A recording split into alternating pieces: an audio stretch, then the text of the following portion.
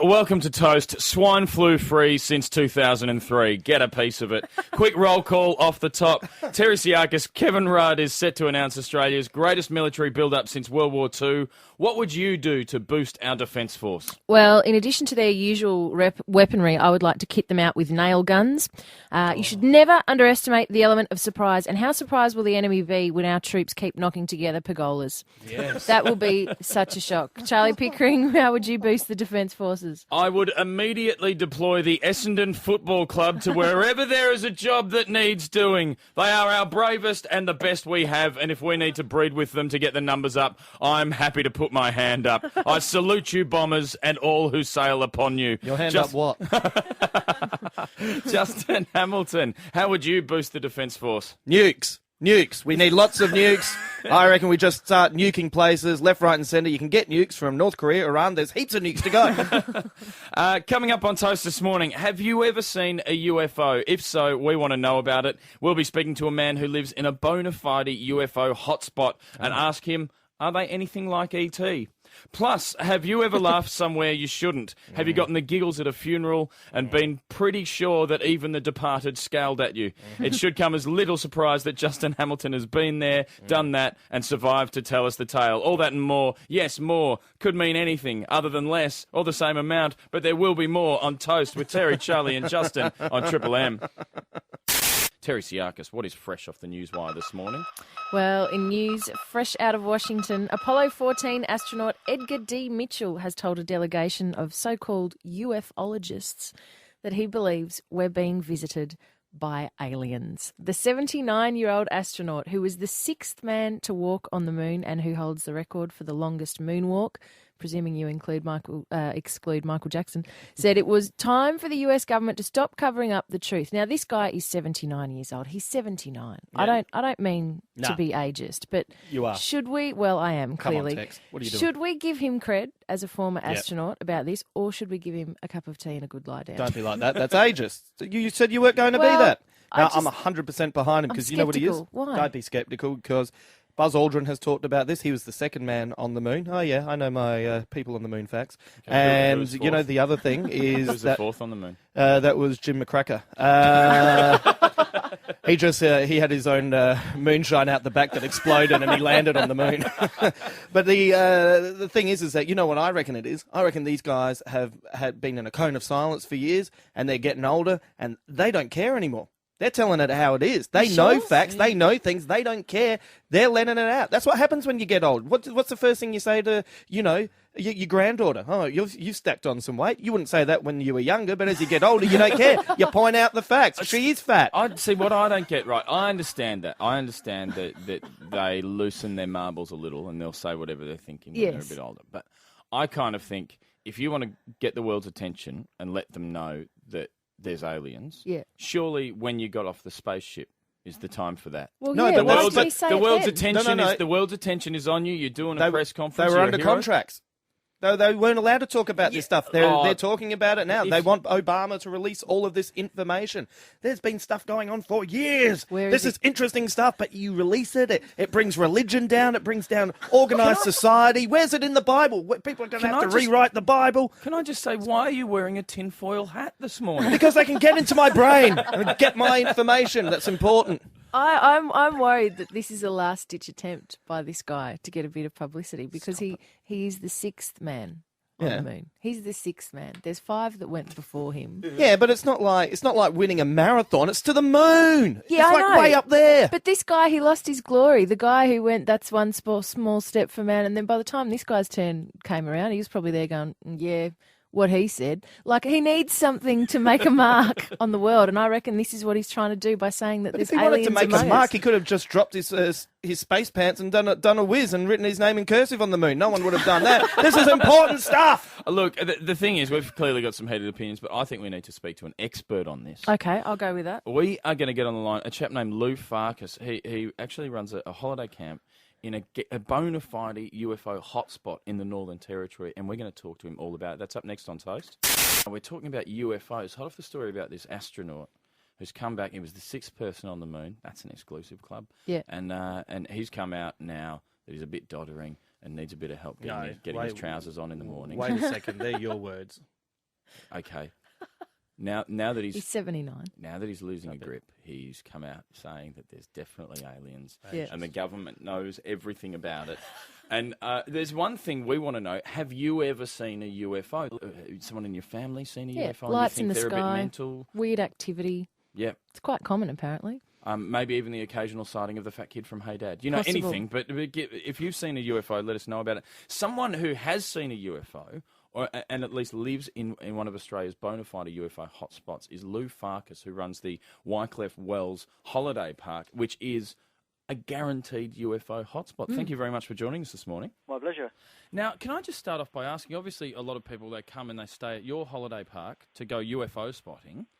Have you yourself ever seen a UFO? Yes, I have. How many times have you seen UFOs? Quite a few times over the years. How do you know that it's a UFO sighting and not just like a plane or a weather balloon or something like that?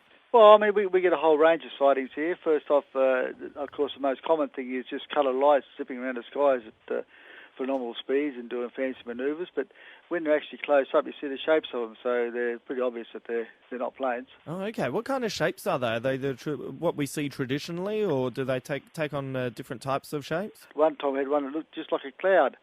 And then all of a sudden, watching this cloud, because there's only one little cloud in the sky, and then it just took off like a rocket. Oh, right. So they're very good at camouflaging, and they just change shapes. Can I ask, what sort of people do you get coming to check out the UFOs?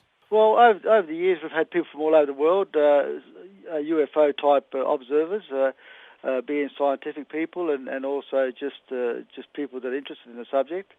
In fact, the most classic one we ever had was a guy from England came out. He flew into Alice Springs and then hired a car from there. Came here, all he had was a briefcase in one end, a little kit bag in the other one, and booked in for a week. And we thought, oh, here we go. It's a bit of a weirdo, this one. But what happened was that when he opened his briefcase up, like a laboratory, you know, all these little bottles and electrical things all opened up, and what he was picking up was impulses in the sky. Right. And he said he don't have to see anything, but he can tell whether there's things in the sky around here. And he only stayed one night. He booked in for a week, and he got all the information he wanted in one night. So And then he cost was me gone. business. Off he went again. Oh, wow. They got tremendous power sources, these things, and Yeah. but when you see them move, I mean, there's nothing like that. They could be in one sort of on the western part of the sky, and in seconds, a blink of an eye, they're across the eastern side. They're tremendous speed, unbelievable speed. Wow. Yeah, right. Lou, if you were to come face to face with, an inhabitant of one of these UFOs, what do you think your reaction would be? I guess it depends what the thing looks like. Yeah, right. Scary looking thing or not. We've had a lot of people to come through again, reporting in the books and that, who claim to have had experiences with, personal experiences with, and no one's ever sort of been abused to the extent where they've as I said, that they've got lifelong pain afterward as such. They all seem to have a mental input put into their minds when they meet these things or these people and they also have the same message that we're ruling the world. So the aliens are coming here to tell us to take better care of the planet. That's right, yeah. So we've got a bunch of intergalactic Al Gores coming to set us straight. So it seems. No complaints of probes, Lou? You always hear about people saying that they've been visited by aliens complaining about probes. None of that in your visitors book? Oh, no, they all been probed because a lot of them have scars, sort of a scar thing on their body they can't get rid of. Others have an input in their body that doesn't seem to do them any harm. Well, thank you very much for that, Lou. Isn't that... Do you know what?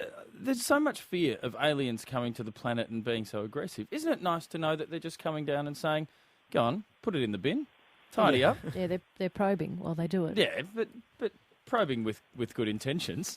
Lou, thank you very much for your time. We may talk to you again sometime. My pleasure, thank you. Cheers, thank you. Bye. Lou Farkas there, UFO expert. Yes. Now, we want to know, have you ever seen a UFO? Can you back Lou up? Yeah, basically, can Yeah. you verify Lou's story? Yeah. He's a charming man, but can you back him up?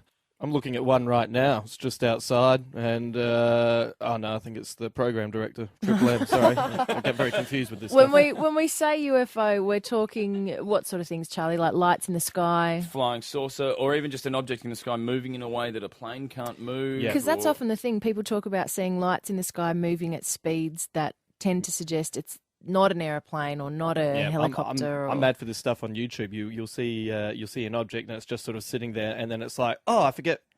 The iron's still on. Bam! And it goes. It's really quick. Have you seen this sort of stuff? Let us know your story here on Toast on Triple M. Have you ever seen a UFO? There's a lot of talk in the papers over the last week and this weekend as well about NASA astronauts saying that there are definitely UFOs. We just spoke to Lou Farkas, who runs a holiday camp in Wycliffe Well in the Northern Territory where there's lots of alien sightings. Yep, there was a woman in the news during the week from the Northern Territory who photographed what she believes quite genuinely was a UFO. The photo's quite convincing as well. Yeah, that was just a picture of Kylie Minogue.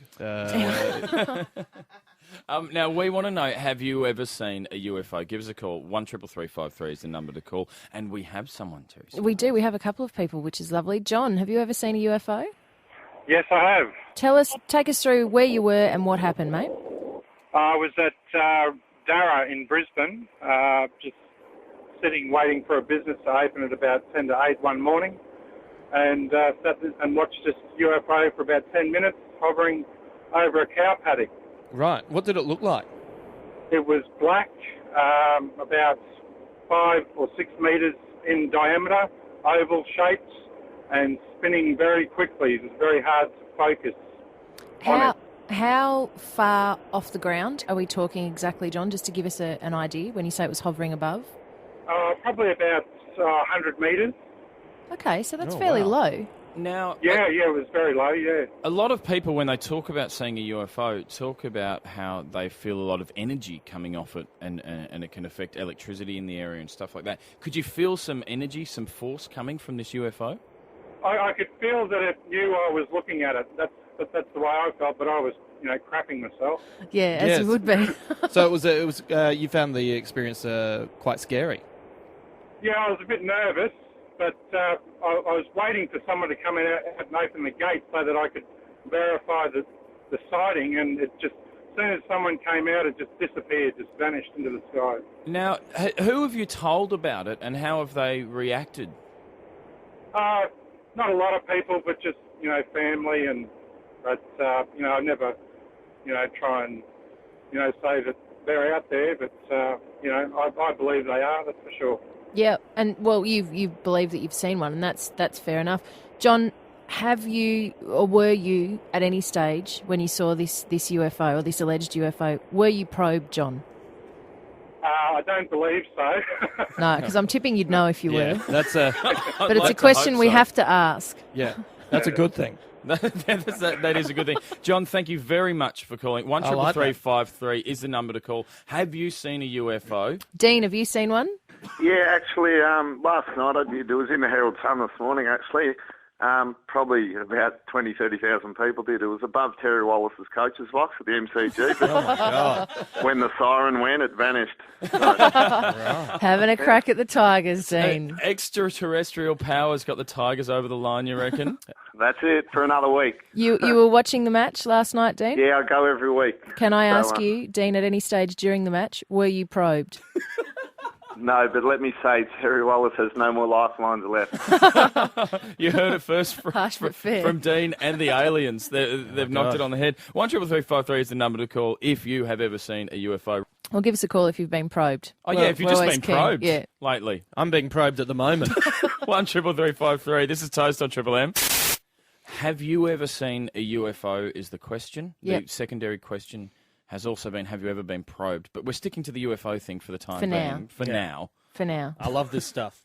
I love it. We I'm are- so big on it. We are bang up for some hot UFO action. Frank, have you seen a UFO? Hi there. No, personally, I haven't seen a UFO, but my uncle, who has passed away, was in the Air Force for Australia, and he, before he passed away, told my mother that he was sworn to secrecy about some UFO information, and she assumed, I guess, that he was going to tell her more, but he therefore then died, and so that's all I can say. Oh, wow. That's kind of mysterious, actually. Like, what kind of stuff did he actually tell your mum? Well, not much. That's all. I've pressed her about this before because I was like, what? And yeah, all he said was there was some things about UFOs. He got given a large secret document for example, from like the general at the Air Force who threw it in front of him and said, read that, and he sort of scanned through it and went, wow, I've never seen this before. And then that's what he told my mother. But he didn't tell her what the contents were, so that she doesn't know, and neither do I. And and he's no longer here. Oh, Lord. I imagine that people in the Air Force would see and hear quite a bit that they would then be, under regulations not to say anything about. Because imagine the widespread panic. Oh, Yeah. well, the Air Force has just told us that it's rife. During World War II, there were reports in the Battle of Britain of angels in the air. That was the description of the lights that they were seeing that were flying all around them. So this stuff's been going on for a long time. And you know what? Like, even as a kid, I just wanted a UFO to land in the Oval across from my house because I just wanted... Because, what would have happened is they would have taken me and they would have done experiments on me, and then I would have ended up with superpowers and I would have come back and I would have saved the world. And I'm 36, but I'm still holding on to that dream. You know that you also would have been probed. I don't care. Like, it would have been worth it. If I had heat vision and the ability to fly and to stop criminals, I would have done it. I would have probed away. Get right in there, I say. Rip into it. I think occasionally, if you are probed, you do get some kind of heat vision. Yeah. Or at least your eyes bug out of your head. Well, you can see better at least. I wouldn't need my glasses. This is Toast on Triple M. Something that has to be talked about. It was Anzac Day yesterday. It was. We got into the Anzac Day spirit very well on the show yesterday. Solemnly and with respect observed the day. Yeah. And then I think you and I did possibly the most Anzac-y thing you can do on Anzac Day. We did, Charlie. We went to the Anzac Day match at the MCG. Arguably the greatest expression of the Anzac spirit ever seen in the history of anything since Gallipoli, I'll say.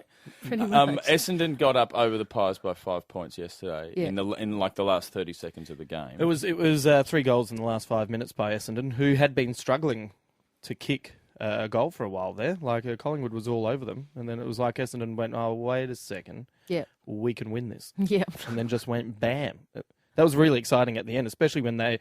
who was the lad who was running into goal and needed to just pick it up and cover himself in glory? And he said, I might just accidentally knee it through for a point. And then then you thought the game was over at that point. You thought, there's your last opportunity. The seconds are ticking away.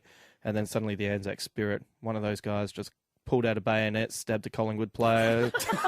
Sorry, I meant stabbed a pass and just kicked a goal. Now, the young chap that covered himself in glory, his name is... Zaharakis. Who's your new favourite player, Terry Siakis? Well, it had been my new favourite player previous to that goal. I had bought my Zaharakis badge at the start of the day yesterday and was quite clearly waving it around, very happy with myself at the end of the match. Were you yelling out, hurrah, Zaharakis? No.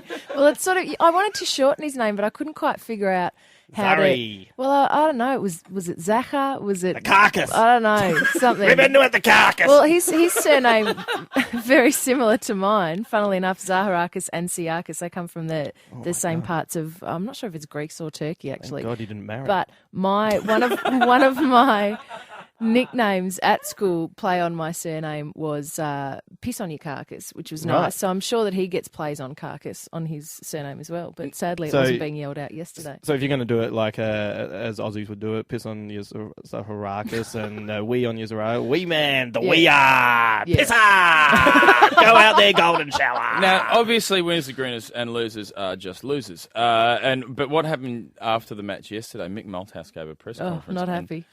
Not happy is an understatement. This is what he had to say about the effort that the Collingwood football team put in. I didn't think we played anywhere near and capture the spirit of the Anzacs. And then he walked off. Yep. He basically came out and said, Collingwood have disappointed the Anzacs. But he used the words at some point during that interview, we've let the Anzacs down. Yeah. And walked off. It was his acoustic set. Like, sometimes it was Malthouse unplugged. That's what that was. But one thing yesterday, obviously, the football was a great, it's a great, very Aussie thing to do, a traditional thing to do on Anzac Day, and also a lot of people got into the marches and watched a lot of. There were some great TV specials yesterday as well about heroes and the history of the Victoria Cross on the History Channel and stuff like that. But there were also, I think, some heroes that fell through the cracks yesterday. Some great Aussies that perhaps haven't been given the attention they deserve. That's right. And Toast would very much like to pay tribute to them now. This is Toast on Triple M. I know that it is hard to realise the magnitude of the war in which we are involved. This Anzac Day, Toast History Channel plays tribute to heroes of forgotten wars, the brave few who've fallen through the cracks of rememberment. It was awful. A millionaire was up against deal or no deal. It was dreadful. O'Keefe versus Maguire. There were no winners in that situation. Just these enormous heads butting up against each other. It was a schmozzle. At last, the world hears their stories, like the ill-fated Operation Summer Holiday. We were supposed to be going to the caravan park at Dramana. We drove all bloody day, and at 9 o'clock at night we pulled into the one at bloody Rosebud. It was the wrong bloody beach. It was a schmozzle. We've painstakingly sat through seemingly endless anecdotes to bring you the highlights, like the tumultuous climax of the government's war on alcopops. I remember before the war, I used to be able to buy a cruiser for about, $3.50. And then, all of a sudden, it was costing me bloody $4.65. I couldn't help but think, what a waste. What a dreadful bloody waste. It was a schmozzle. Some heroes aren't as obvious as others, but all wars deserve their moment. Everyone talks about Steve and how good he was as captain of the Australian cricket team, but what about Mark? He was pretty bloody good in his own right. It's an oversight. It's a mistake. It's a... I don't know what you'd call it. Would you call it a schmozzle? Yes, a schmozzle. A bloody schmozzle. Toast History presents Heroes of Forgotten Wars. Anzac Day on the Toast History Channel. Oh, I've schmozzled myself. You're listening to Toast with Terry, Charlie and Justin on Triple M. Time now for another of Charlie's Tales from the Village. Charlie Pickering, the village, of course, how you rather quaintly refer to the suburb in which you live. The new suburb that you've just moved to. It's community-minded. There's a lot of community spirit. You say quaintly. I think they're burning virgins in Wicker Man up there. It sounds devious to me. All it is, it's a great community where I live, and there's a great shopping strip, and I have decided to live locally, which is I'm going to shop entirely on my shopping strip. Yeah. And I'm going to put my money into the local community. That's okay. And so I live and I'm getting to know everyone in the street. It's an admirable thing to do. I'm doing my best. Bit of community in the world is a very good thing. But it has led to an issue this week that I need people's help with. Mm. And I need to ask you, Nana trolleys, hot or not? All right, give us a call right now, 133353. Give us your opinion, Nana trolleys, hot or not? You want a snap poll? Snap poll Why? right now. Call straight away. Pick up the phone. I need to know this. This implies you have some sort of insecurity regarding nana trolleys. Do you own a nana trolley? I have one on lay-by at one of the local shops. Oh, all right? my God. And I need to know... Here's the story. I've said I'm going to shop locally, right? And I'm also environmental, so I'll always walk down the shops with my 2 green bags. Right. But the problem is, like, once I start shopping and buying groceries, they get too full, and it's actually getting too heavy for me to carry my green bags home. Growing nuts. If I buy dog food and that's in one of them, and I've just got bread in the other, I start walking like the Hunchback of Notre Dame by the time I get home. What, you can't work out how to spread them out over 2 bags? All I'm saying is there's a better way of doing it. And I found that I was walking past, struggling with my bags, and went past the local homewares shop, and they had a Nana trolley in the front window. And I tell you what, as Nana trolleys go, good Nana trolley. It had kind of been lowered a little bit. It was pretty sporty. Had mags. Yeah. and it involved Velcro, so it was cutting edge. Okay. And so I went inside and I said, how much for the Nana trolley? They said $50, and it looked about $50 worth. It didn't seem like too much. And I had my credit card out ready to pay for it. And then she said, oh, this will make a great gift for you, Nan. And at that point, I said, actually, I'm going to put this on lay-by. I need to find out, is it okay for me to have a Nana trolley? It's so practical. It is, but there is a reason that they are called Nana trolleys, and the reason is because nanas cart them around. Yeah. They are for old ladies and you completely elder men, right. elder gentlemen as well. You know what? Charlie Pickering is a 31-year-old supposed man with a Nana trolley. Like, dude, there's nothing sexy about it. There's some things that will never be sexy. 1 is dentures. 2 is whalebone coloured underwear. And 3 is Nana trolleys. Well, we want to know, 133353, Snap Nana poll. trolleys, snap poll, hot or not? Who have we got on the line, Terry Siakis? We have Paul. Paul, Nana Trolleys, hot or not? Never hot. Never hot. Just the fact that you're doing the poll answers your question. I agree totally with that. All right, mark him down That's for not one. hot, Juzzy Hamilton. Nathan, Nana Trolleys, hot or not? Oh, mate, I'd have to say they're hot because they got that seat on it, so when you roll down the pub, you've got something to sit on. All right. There we go, Nathan. 1-1. That I is a like good, that. Good take on it. Scott, Nana Trolleys, hot or not? Buddy, whatever you do, just ring up and you'll get it online. So the anonymity of buying Yeah. a Nana Trolley makes it okay. Yeah, right. Oh, no, he's talking. You're talking about groceries, aren't you? Yeah. Yeah, exactly. Like, No, trolleys are cool, but I mean, you can brush all that and just go, boom, straight to my door. Thank you very much. They See? could probably nanny troll it down to your front door, but yeah. But he's completely right, because you were too worried because you didn't know how to carry your little tins of dog food. I like that. I think they're awesome. Okay, I think that deep down, I think they're awesome. And just quietly, Scott sounds like a man who spends a lot of time indoors. Ian, Nana Trolleys, hot or not?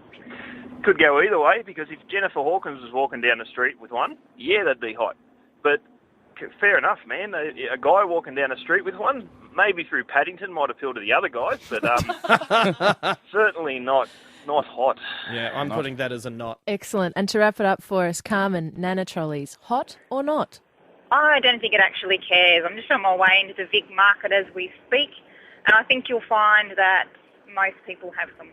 Most people have Right, them. yeah. Okay. Growing Doesn't trend. say that it's hot, though. Like, lots of people, have stains on their pants. That doesn't make it hot. You know what I mean? So I think we've worked that So out, I think Charlie. final Is it a result not? according to our snap poll is It's, what's the final word? Nana was Trolleys, hot or not? 2 not, 1 hot, 1 get it delivered, and 1 everyone has them. So, what was the question? And on that note, this is Toast on Triple M. Justin Hamilton, pub professor. Yep. Tell us something we don't know. Did you know that neither rabbits nor mice can vomit? You have quite clearly never been to Movie World and done after-hours tequila shots with Bugs Bunny and Speedy Gonzales. Oh, my Lord. This is Toast on Triple M. Terry just Awesome. exploded. Do you like your news with plenty of ill-informed opinion? Yes. Never learn to read? Yes. The Toast Team gives you the news you need without all the annoying facts. In The Last Word. We're wrapping up the news of the week, and I have to say there's one story that's been talked about a lot. It's been talked about for a long time. Yes. This is the government stimulus. There's actually some talk this week that there's going to be a third stimulus in the upcoming budget. Yep. I want to know what happened to the second stimulus. Have you been paid your stimulus bonus? Well, Terry where's Siakis? my first one? I haven't had my first one. That's right. That's exactly Where right. is it? Where's my money? I'm not stimulated at all. So you haven't received a payment, Justin? I haven't received anything. I haven't received a payment. No. You haven't. I'm therefore happy to assume that no one has. Right? Well- 100% of the people I've interviewed this morning Yeah. Yeah. have told me that they haven't received a stimulus. Well, the bloke did get a letter during the week saying that his was on his way. So he was given a letter, not an actual payment. You can't spend a letter, Terry Yeah, Siakis. that is true. You I've can't tried. Yeah. And the heartbreaking thing is, all this news came out. You're going to get $900, or up to $900, and everyone started to decide what they're going to spend the money on. Oh, I've spent mine 3 times over and I haven't got it yet. What are you going to put yours towards? It's going towards a new couch. Oh, isn't that nice? It'll be the Kevin Rudd Memorial Couch. It will be. Yeah. Justin Hamilton, what are you going to do with your stimulus? 3 flat screen TVs. 3. Yeah, Small ones? very tiny. They fit in my pocket. I'm going to have a stimulus party. Are you? Yeah, Really? I'm gonna buy a bunch of Australian wine, putting it back into the local economy, Right. and just have a massive piss up. Well, see, here's the thing. We've love it. we've all quite clearly planned out exactly how we're going to spend money that we haven't received yet. We are waiting for this money. And in the meantime, Ian, what has happened to you? You've had a bit of a windfall. Yeah, I got my first stimulus package last week. I checked my bank account and I thought, beauty, I got that, spent it already. And I thought I'll do some more banking the other day and, oh, nice, Kevy's gave me another load. So that's probably where yours has gone. Oh, lordy. So how much have you received? Do you mind me asking? Even though I just... Two lots of 900. Oh. Yeah, So- another 900. So you've been paid the stimulus twice, effectively. Twice, yep, exactly the same, or different numbers, but $900 ATO Yeah. in my bank account. Have you been filing 2 different tax returns for tax evasion purposes or anything like that? Are you from the taxation department? He's on to us. He is good. No, I haven't. Well, can I borrow $900? I'm spending it. I'm going to spend this one. So that's you're resolute, Ian? You're spending that cash? You're not ringing the ATO No. and going, Well, excuse me, I I think I might have made a mistake. I thought, I just want to know what can be done. People have told me you can keep it for 30 days and then it's yours. So I thought I'll give Mr. Taxation Department a quick ring. Yeah. And he wanted me to know me tax file number. I said, well, I haven't got it at the moment. He said, what's your name? I said, that's a silly thing to ask me. I'm not going to tell you my name, then you know where it is. That is awesome. So I said, don't worry about it. I'll leave it there. They know where it is. I'm sure they'll take it when they find out. Yeah, you know what we need to do? We need to get rid of Wayne Swan. We need you to be in charge of the Treasury, just borrowing money from all over the world and then just saying, you don't know who I am. I don't want everybody to know about it anyway. Just try and keep it a secret if we can. No, that's okay. We've really done that. Well, you've called Triple M. You'll be fine with that, mate. we know Ian's not your real name. That's all right. Good on you, Ian. See, Ian's had 2 stimulus payments. Liam, have you received yours? Well, I actually got mine on Monday, which was quite a coincidence. I thought because it was my birthday. Oh. Happy birthday from the now, ATO. Oh, well, yeah, but see, if you were doing if you got everyone's details, and if you were doing a big rollout thing like that, wouldn't you give it to people who, in that 6 weeks period, falls on their birthday, so they think, I'll wait for this bloke again next time. Good well, point. That's what I'd do, but because I'm the only person I know that's got it, that I personally know that's actually received it. Okay. Thanks for the call, Liam. That's a very good point. A birthday bonus, it should just happen every year. Yeah. Yep. Just a bonus on your birthday. This is the thing. I'm angry now because Ian's got 2. Liam got 1 on his birthday. You, Justin, haven't got yours. You, Charlie, haven't got yours. I haven't got mine. I'm outraged. Is there anyone we can talk to? I think there is because my dad, George, just happens to be an accountant. So I reckon we get on the blower to Dad and just fire up a Rodney and say that we're outraged about not receiving our stimulus packages and why haven't we got it yet and what can we do about it? Yeah, I'm mad for talking to George. Let's give him. Will he be up? All right. Well, he will he now. will be in about 2 minutes. Excellent. This is Toast on Triple M, and we're talking about the stimulus package. I haven't gotten mine yet. You guys haven't gotten yours. No. We just spoke to Ian, who's gotten it twice. He's got it twice. And they've been giving it out on some people's birthdays. Yeah, it's not fair. It's a schmozzle. It is a schmozzle. So who better to deal with a schmozzle than my dad, George, because clearly he's raised me, so he's familiar with schmozzles. But more importantly, Dad is an accountant. Dad, how are people getting 2 stimulus bonuses and we haven't got any at all? Well, they're either extremely lucky or they might have 2 tax file numbers. That's about it. So you reckon they're eroding the system? Oh, no, could be an error. Right. It doesn't happen often, but there have been cases where 2 tax file numbers have been registered to the same person or same entity. Right. So, George, if one of your clients received 2 bonus payments, what would your advice to that client be? That's a good question. I think I'd probably advise the client to make a decision. Preferably, I would say, to return the second bit. Yeah. Because eventually, with the tax office, they will check all these things. It's an enormous job they're doing. It's not easy because they're waiting for returns to be lodged or whatever and just sending it out. But I would say that afterwards they'd also double check to make sure that everyone got what they should have got. Have you been under siege at work, Dad, this week and the last couple of weeks with people ringing you up saying, George, where's my cash? We've had several calls. I can't say that we've been under siege over it. What do you say to them? We have had several calls. Sorry? What do you say to them when they ring you up and hassle you about their money? The base answer is, well, I can't help you, basically. You just have to sit and wait until you eventually get it. So, George, if I was to get one stimulus package and then I was to, say, put on a disguise where I had fake eyebrows and a fake moustache and a hat, would I be able to get another one? No, very doubtful. Very doubtful. It's killing me. Can you? You'd have to do a bit more than that. Oh, right. I'm prepared. Dad, can you swing it so that I get 2 instead of 1? Because I reckon you owe me for that time at uni where I asked you to swing it so I could get Oz study and you refused. Do you reckon? Do you reckon you can come through now? Of course not. You owe me more than I owe you. Bam. Don't you hate a man with principles? That's running a balance sheet on your upbringing as well, too. Yeah, pretty much. George Tsiakis, thank you so much for joining us this morning and helping us out. And I'm sure we've got more questions for you, but probably not all of them are legal. No. So we might ask them later. So sit and wait. That's the advice, Jad. That's right. Okay. This is Toast on Triple M. Time for Toast Comedia Watch. Comedia Watch. Wrapping up the news of the week, the journalistic achievements of the little papers around the country, the little papers who can, where journalism doesn't have to be big or even tall to cut through. Terry Tsiakis, what awards have you got this week? Well, pretty much most weeks I like to give out the award for most obvious headline. And this week I'm giving it to Sydney's Daily Telegraph for reporting the breakdown of athlete Jana Rawlinson's marriage. Oh, yeah. Under the headline, quote, Jana's marriage hits a hurdle after 3 years. Yeah. Take the rest of the day off, whoever wrote that. She is a hurdler, so clearly her marriage has hit a hurdle. Yeah. Apparently the first draft was have a cry, you mole. And then they said, no, make it a bit cleverer. Do it about the hurdles. Yeah, right. Do it about the hurdles. Yeah. I'm just saying I'm glad they came up with what they did. Otherwise, that probably would have hurt her feelings. That quite a lot. reporter was just uncalled for. Would have been uncalled for. Clearly. That reporter. But my favourite offering this week comes from Brisbane's Courier Mail, which reported a story.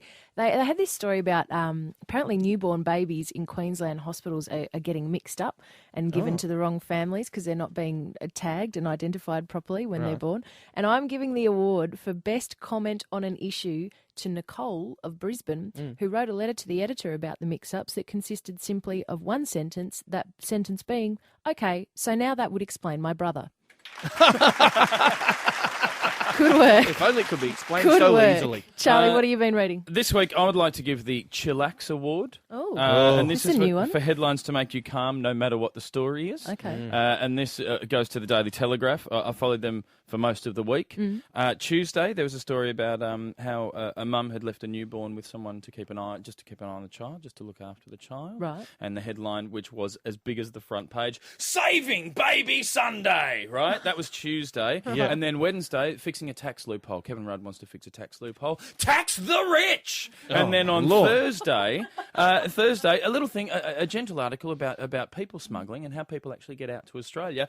Deal with the devil! My God. Now, I didn't see Friday, but I'm pretty sure the headline was, We're all going to die! My God. Well done, Daily Telegraph. Nice. I'm mad for big font.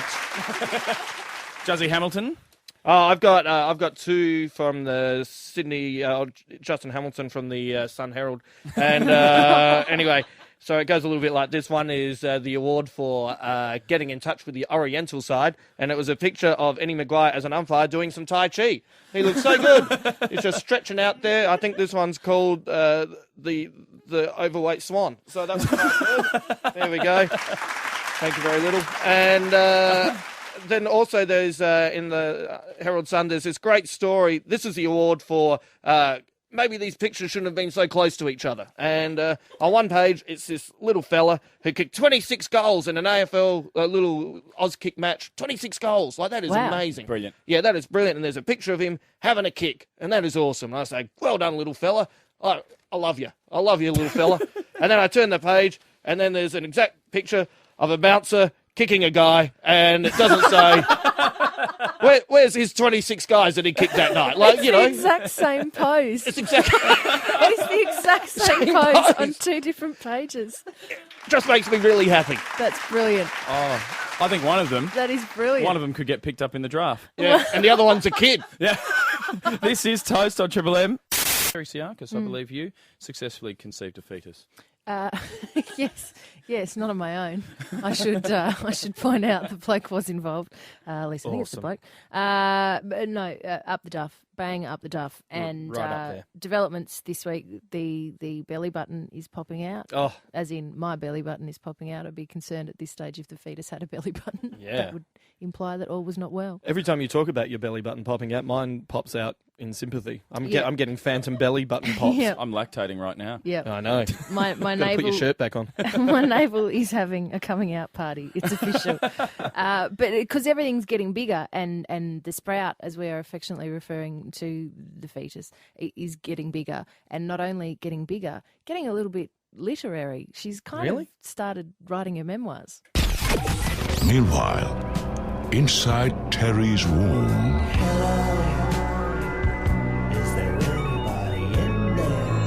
Dear Dory, it's week 18 and I'm pleased to report that my ears have officially started to function. I can now hear Mum's voice, Dad's voice and the latest one from Nickelback. Occasionally, I resent my own development. Believe it or not, this week I've even started making facial expressions. So far, taught myself to frown, scowl and grimace. Skills which will be very handy on the outside when I watch my first episode of The Biggest Loser. Oh, I can't believe that show's on at dinner time. Anyway, gotta go. I'm writing a letter of complaint to Channel 9. I watched their show Underbelly the other night and there wasn't any placenta or amniotic fluid to speak of. What a crock. Love, Sprout. Tune in to Womb with the View again next time when we'll hear Sprout say, Axel Whitehead, public flasher, Cleo Bachelor of the Year. I got my junk out 24/7. Where's my 10 grand? Toast with Terry, Charlie and Justin. Triple M. We want to know, have you ever laughed at a funeral? Justin Hamilton, why are we wondering about laughing at a funeral? Dear. Oh, so many hells to burn in the rest of eternity to do it. I went along to a funeral with my mum it was a friend of the family whose mother had died, so we went along as a little bit of support. Had met the lady a few times. Yeah. And, it was sad. Funerals are sad. That's an understatement. So, you're sitting there, you're being very solemn. Now, I have no idea why I did this. I have no idea. But I looked over at the Psalms that were going to be read out. And so they were just up as numbers. Yep. And so I was just sitting there kind of miles away. And I added the number of the Psalms together. And they came up to the number 666. Now, Justin. But don't have a crack. It's not like I went looking for it. I was miles away, and I was just, looking around. It was all very sad, and I looked, and then I, for some reason, just automatically saw numbers and added. Rain Man. Yeah, I know. It was like someone threw some loose change on the ground. I said $1.65, and then everything was fine again. But no, so I added it, and it came to 666, and it was that thing of, when you're not allowed to laugh, like that on itself is not that funny. Yes. But when there's this tension and this pressure, That's right. where you're not allowed to laugh, I got a bit giggly, and my mum was horrified, and she's like, what are you doing?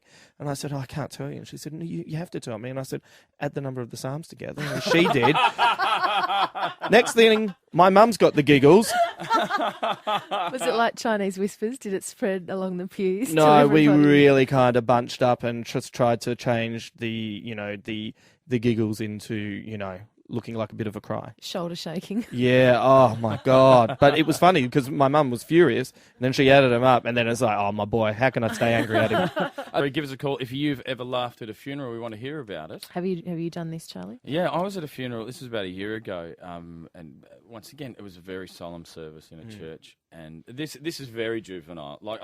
Justin's little effort is highbrow compared to this, but we're all sitting there. We're sort of towards the back in the corner. And then during kind of a quiet eulogy that was being said, there was kind of a long pause as someone gathered themselves and someone farted. But it wasn't just like a fart. It was like one of those really high-pitched, resonant, long fart. It was like a... that at the back, and people just lost it. Just the giggles started rippling through, and it went through the entire group that were there. And we're all going, look, laughing at a funeral is bad enough, but at a fart joke? Yeah. I mean, come on. Yep. Yeah. Susan's given us a call on 133353. Susan, when have you laughed at a funeral? Hi. Well, apart from the fact that humour is a pretty normal way of coping with stress, but That's true. I made a joke at my mum's funeral. Great. During the eulogy? No, actually. Well, it wasn't really the funeral, it was the interment, because she got cremated. Yeah. Right. And you know how they put them in the cemetery and it's a separate thing. But anyway. Yes. She'd actually been dealing with weight for a very long number of years. Right.